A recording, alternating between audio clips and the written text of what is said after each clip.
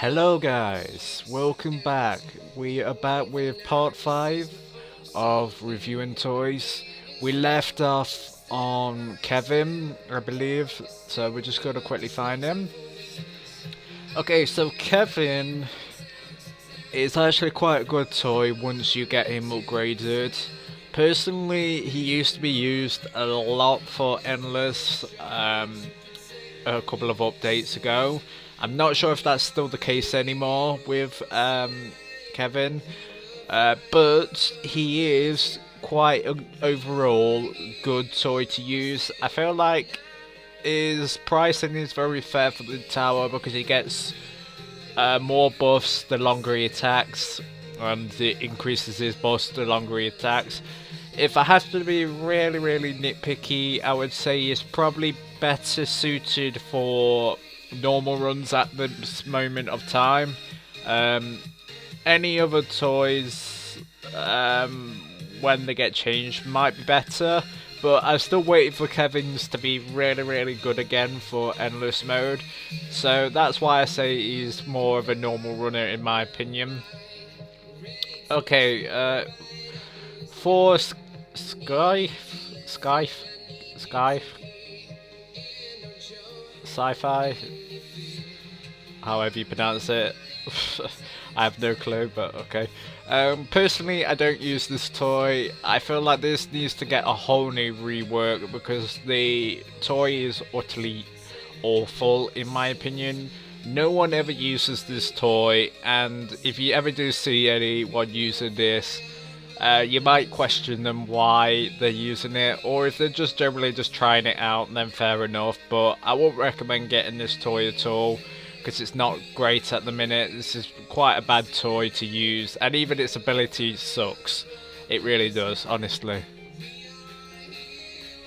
Minotaur. Minotaur is actually quite a good toy once you're upgraded enough. His ability, I would say, is a bit slow. But apart from that, I would say he's actually quite a good toy in knocking the enemies up in the air for a long period of time once you invest in it enough. If I had to choose between normal runs and endless runs, I would say he probably works better in a long endless run, but only for late game. But like I said, you have to invest in him a lot. But if you're going to use him in a normal run, then it might work slightly better because you don't need to invest in him as much because he is quite a good damage dealer if you need a damage dealer for some reason in your team. I think the price range on that as well is fairly decent. Okay, Banana. Everyone uses this toy, and it's very overpowered toy to use for early game and late game. I feel like this toy should be more expensive because of how useful it is, especially that it only costs $2.50 to buy. The only downfall I would say with Banana is that sometimes he doesn't always work correctly. I've noticed. It's hard to explain what I mean by that, but that's the only thing I've really picked up on with Banana. And plus his ability I feel like needs a nerf as well, because you can't even let the boss escape because it always pulls the boss back before it has a chance to even escape. So it just needs like go 1 or 2 seconds slower in my opinion on the ability upgrade. I know that's probably going to cause a bit of uproar on some people, and even the cost is really cheap on this hero, and I really like that because it's very good for the damage output it gets, and the closer it is to the enemy, the more damage you do. So that's why a lot of people use this when they start off, and it is a very good early and late game toy. If I had to be really nitpicky again, I would say this one's probably works better for normal runs, just because endless runs it doesn't really have a purpose for. But apart from that, great toy to use. FF Clown is kind of like a wild card in my opinion. it is useful for some strats and some achievements. I've done achievements with this toy before, so if you want to find out which achievements are good to use for this, then go and check them out. Overall, I would say this toy isn't great, but it is a useful toy for some modifiers and achievements to beat. It's definitely not a endless runner as much, unless if you have a particular strat that complements with it. But apart from that, I would say it's more of a normal runner and achievement builder, this one. Okay, so Fallen Artemis, however you pronounce it. Now, I really like this toy personally. I'm not sure what you guys think about this toy, but I find this toy quite overpowered.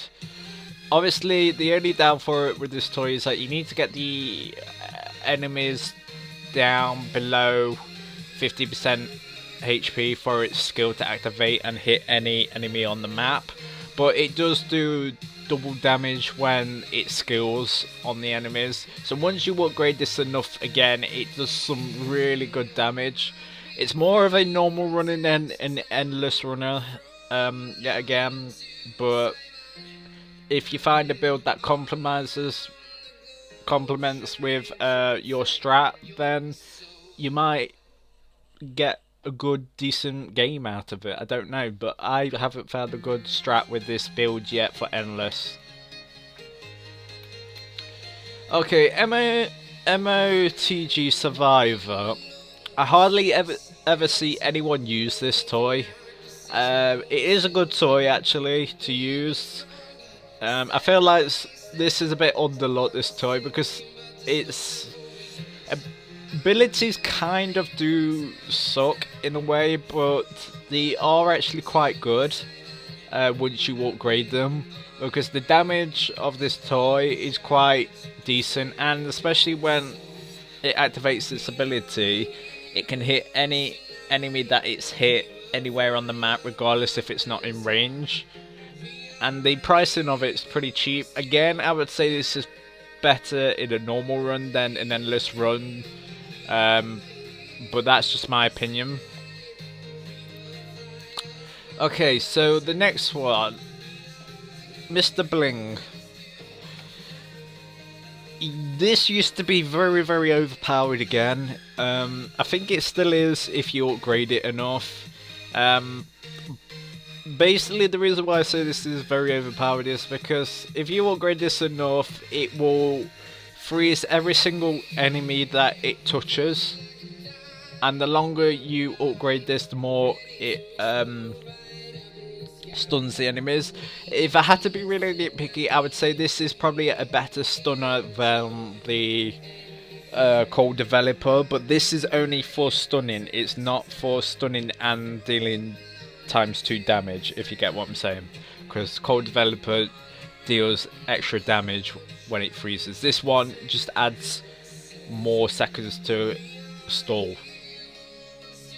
If I had to be really nitpicky, this is probably works better in endless mode than normal run. Okay, so NL Cell Darken, Darken, however you pronounce it. I don't use this one. I feel like this toy is very underlooked again. It could be good, I guess, but overall I would say its abilities for this being more of a support / attacker is pretty damn bad, to be fair, and I think it just needs a whole new rework overall, because no one uses it. Like, the amount of times I've been in the server, no one ever uses this. If you did have to use it, I would say only use this in early game or normal runs, but I wouldn't recommend using it in endless modes at all. Yay! Chill Frill. Chill Frill is actually very overpowered now since Zeds have been nerfed. He's actually probably a lot better once combined with a strat. Like obviously I've got a summon strat down here, as you know from one of my strategies I've showed you. So go and check that out. So this toy is very, very overpowered. The only downfall with this toy is that it gets weaker the longer it goes around the track. But saying that, it's a very good toy to use. And works better on a normal run than an endless. Alex Newton, now this is another wild card for me because Alex, I know people might say, well, why are you reviewing Alex for? But Alex, I would say, actually works better for endless than normal. I know that sounds really odd for saying that, but it's true.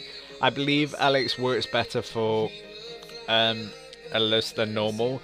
Only due to the fact because his ability will always bounce when there's other units around, and when you get it to I think level 100, he does like something like 360 damage or something. And then if you combine that with Mites, he's quite overpowered because Mites will just stall continuously, while Alex Newton will just pick them off by doing a continuous bounce. So it can be good. Evil Artist, since the nerf, I've never seen anyone use this anymore, which is a shame because this toy used to be very, very good, and I feel like this toy has gone a bit pants now, in my opinion.